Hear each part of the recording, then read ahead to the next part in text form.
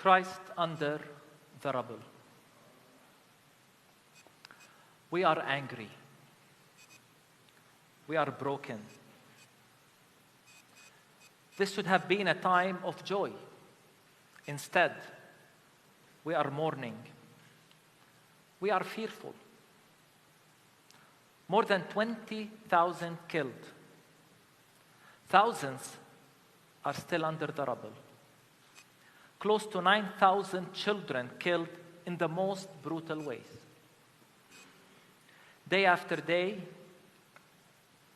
1.9 million displaced, hundreds of thousands of homes destroyed. Gaza, as we know it, no longer exists. This is an annihilation. This is a genocide. The world is watching. Churches are watching. The people of Gaza are sending live images of their own execution. Maybe the world cares, but it goes on.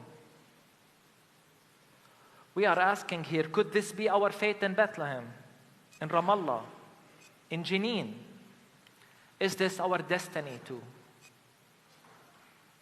We are tormented by the silence of the world.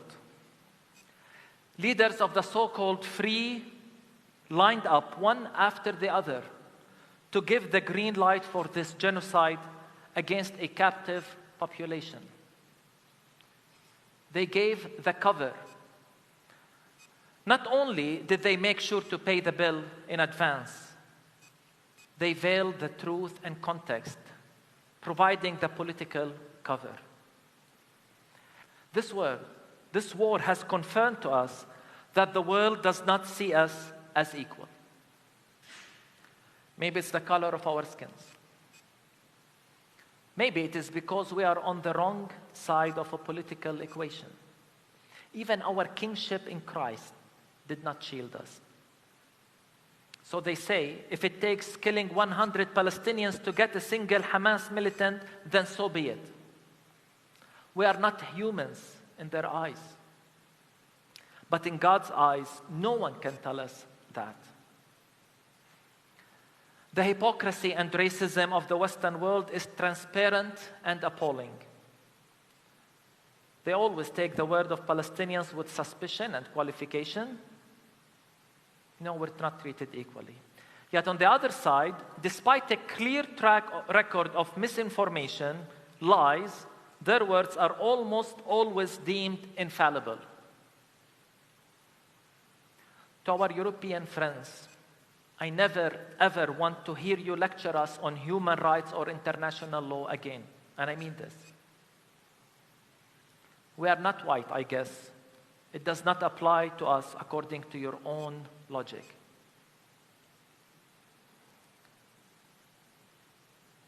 In this war, the many Christians in the Western world made sure the empire has the theology needed.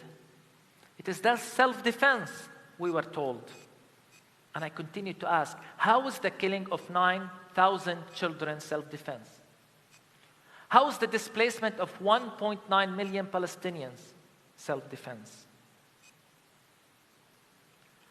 In the shadow of the empire, they turned the colonizer into the victim and the colonized into the aggressor. Have we forgotten that the state they talked to, that state was built on the ruins of the towns and villages of those very same Gazans? Have they forgot that?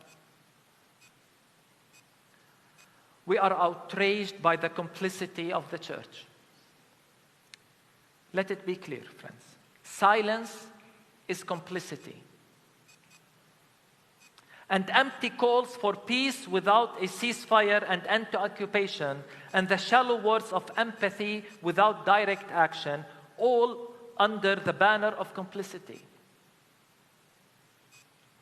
So here is my message. Gaza today has become the moral compass of the world.